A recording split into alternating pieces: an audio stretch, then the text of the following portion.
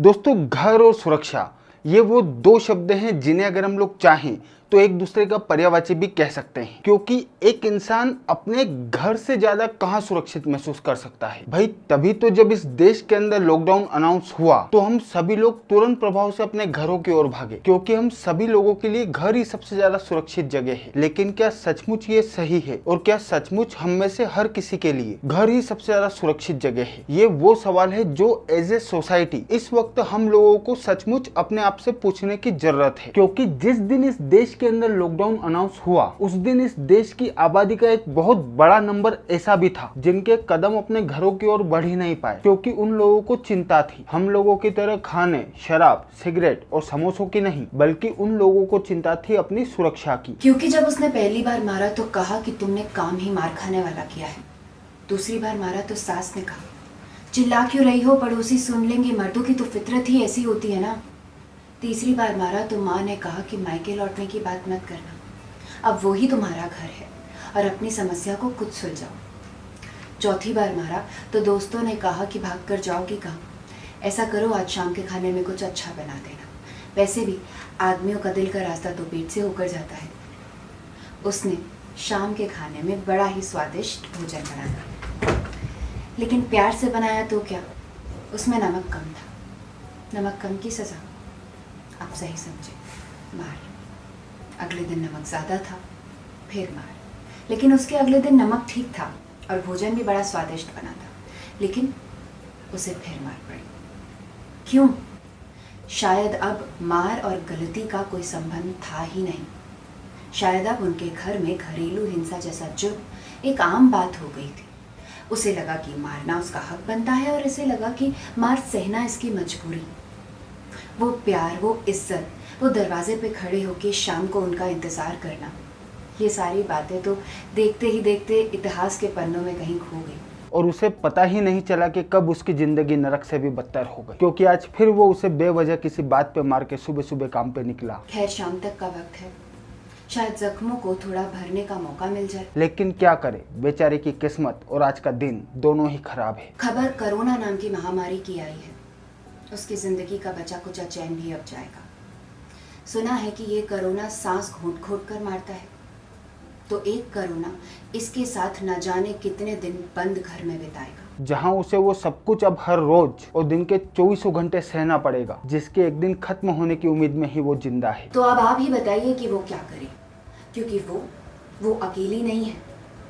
आज की तारीख में according to the World Health Organization पूरी दुनिया में 3 में से 1 औरत ऐसी है जिसने कभी ना कभी अपने लाइफ में किसी ना किसी तरीके का वायलेंस फेस किया है, जैसे कि फिजिकल वायलेंस, क्योंकि उसको पलट के जवाब देने का तो अधिकार ही नहीं है। सेक्सुअल वायलेंस, क्योंकि वो बनी ही इसीलिए है। इमोशनल वायलेंस, क्योंकि जानवर में भी कभी कोई इमोशन हो सकते हैं भला। कंट्रोलिंग बिहेवियर, भाई कुछ लोग पपी पालते हैं और कुछ लोग बीवी। और अगर अब हम बात करें हमारे देश भारत की, जहां महिलाओं को देवी का दर्जा दिया जाता है, तो नेशनल फैमिली हेल्थ सर्वे 2015-16 के हिसाब से हमारे देश में 15 to 49 ईयर्स के बीच की 30% महिलाएं ऐसी हैं जिन्होंने अपनी लाइफ में फिजिकल वायलेंस कभी ना कभी फेस किया है या अभी भी कर रही हैं।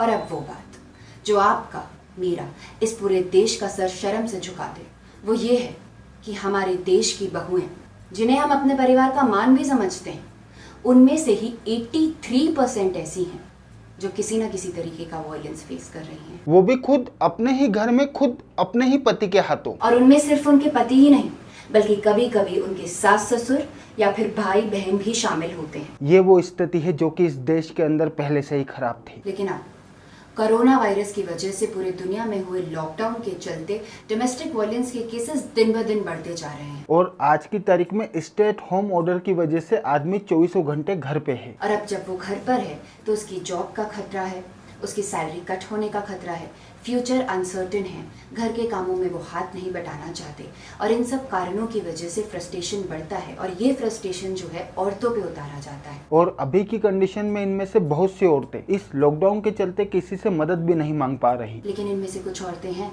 जिन्होंने छुप छुपाकर मेल या फिर व्हाट्सएप के थ्रू कमीशन से मदद मांगी है, और लॉकडाउन के एक ही महीने में ये कंप्लेंट्स डबल हो चुकी हैं। क्योंकि अगर हम लोग इस साल के शुरुआती आंकड़ों के बारे में बात करें तो 2020 में 27 फरवरी टू 22 मार्च के 25 दिनों के बीच कमीशन को 123 कंप्लेंट्स मिली, जबकि 23 मार्च टू 16 अप्रैल के 25 दिनों में उसी कमीशन को 239 कंप्लेंट्स मिली।